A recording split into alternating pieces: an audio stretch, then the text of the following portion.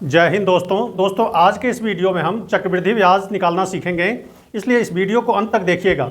चक्रवृद्धि ब्याज जब निकालते हैं आप ना, तो एक फार्मूला का सहारा लेते हैं और उसको सॉल्व करना थोड़ा कष्टप्रद हो जाता है, थोड़ा सा मुश्किल हो जाता है। जब रेट का दर, टाइम वगैरह फ्रैक्शन में या पॉइंट में आ जाता है तो चक्रवृद्धि ब्याज निकालना थोड़ा मुश्किल हो जाता है। आज जो हम तरीका सीखेंगे उसको कहते हैं पास्कल रूल। और इस पास्कल रूल से हम चक्रवृद्धि ब्याज बड़ी आसानी से निकाल लेते हैं। तो जो भी छात्र तैयारी कर रहे हैं शुरुआती दौर में, उसके लिए बहुत ही इंपॉर्टेंट रहने वाला है वीडियो। तो वीडियो के अंत तक देखिएगा और इस तरीका को सीखिएगा कैसे हम चक्रवृद्धि ब्याज बड़ी आसानी से निकाल लेते हैं। तो हम देखते हैं, कहता है इस क्वेश्चन में कि 8,000 रुपया पर 8,000 रुपया का मूलधन पर 10% वार्षिक ब्याज की दर से 2 वर्षों का चक्रवृद्धि ब्याज क्या होगा। यहाँ पर हमें टाइम पर ध्यान देना है, कितने साल के लिए निकालना है, तो 2 वर्षों के लिए। जब 2 वर्षों के लिए निकाला जाए, 2 वर्षों के लिए, तो पास्कल रूल कहता है कि 2 वर्षों के लिए जो चक्रवृद्धि ब्याज होगा वो 2:1 के अनुपात में होगा, 2:1, यानी 2:1 के रेशियो। यानी 10% हमारा रेट है और कितना का, तो 8,000 रुपया का निकालना है हमें चक्रवृद्धि ब्याज 2 साल के लिए। तो 2:1 के रेशियो में इसको हम निकालेंगे। तो 2:1 का रेशियो कैसे, तो 8,000 का पहले 10% निकालेंगे हम। तो 8,000 का 10% कितना आएगा, 800 रुपया। 8,000 का 10% निकालेंगे तो 800 आएगा। फिर इस 800 का फिर 10% निकालेंगे हम, तो कितना आएगा, 80 आएगा।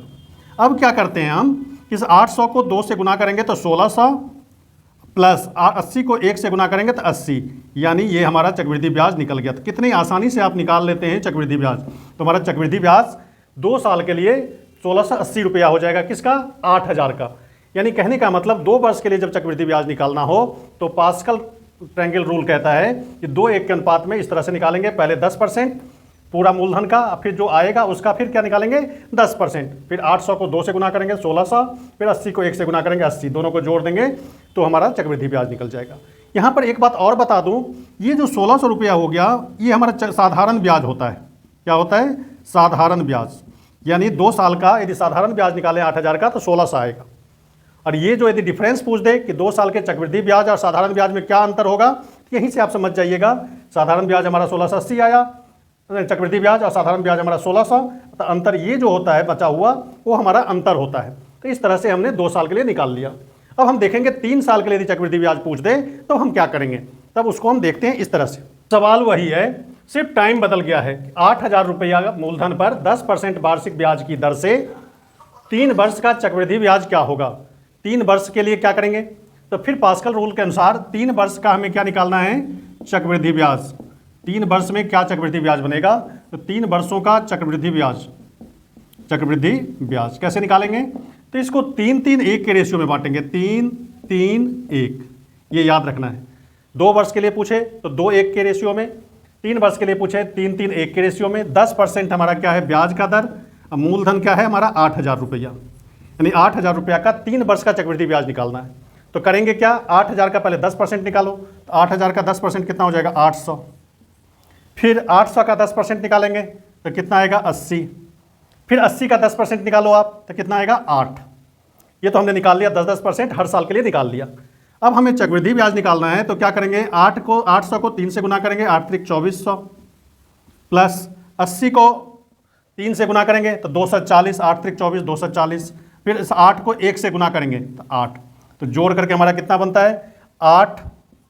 फिर इसको जोड़ेंगे तो 4, फिर इसको जोड़ेंगे 4×2 = 6, फिर 2, यानी 2648 रुपये हमारा क्या बनता है, चक्रवृद्धि ब्याज। तो याद रखेंगे, जब कभी भी चक्रवृद्धि ब्याज पूछे और 3 वर्ष का टाइम दिया हुआ हो तो आंख बंद करके आप इस प्रोसेस से बड़ी आसानी से निकाल सकते हैं। तो चक्रवृद्धि ब्याज हमारा 2648 रुपया हो गया।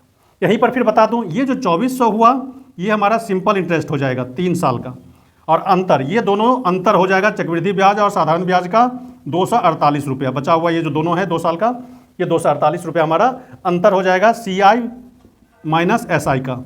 ये अंतर हो गया CI SI का, ये हमारा SI हो गया, ये चक्रवृद्धि ब्याज हो जाएगा 3 साल का।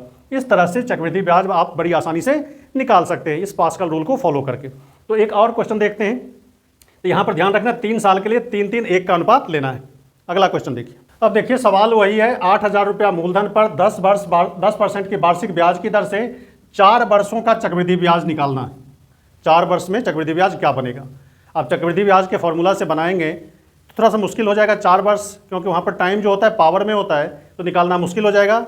लेकिन ये पास्कल रूल से आप आसानी से निकाल लेंगे। 4 वर्षों का चक्रवृद्धि ब्याज, जब 4 वर्ष समय दिया हुआ हो तब क्या करना है, 4, 6, 4 और 1 के अनुपात में इसको बांटेंगे। रेट हमारा कितना है 10%, 10% की वार्षिक ब्याज लग रहा है और मूलधन कितना है 8,000 रुपया। फिर वही काम करेंगे जो करते रहे। 2 वर्ष के लिए आपने 2 1 के अनुपात में लिया, 3 वर्ष के लिए 3 3 1 के अनुपात में लिया, 4 वर्ष के लिए आप 4 6 4 1। इसी को याद रखना है। यदि आप इसको याद रख लेते हैं तो चक्रवृद्धि ब्याज बड़ी आसानी से निकाल लेते हैं। अब 8,000 का 10% निकालेंगे तो 800 आएगा।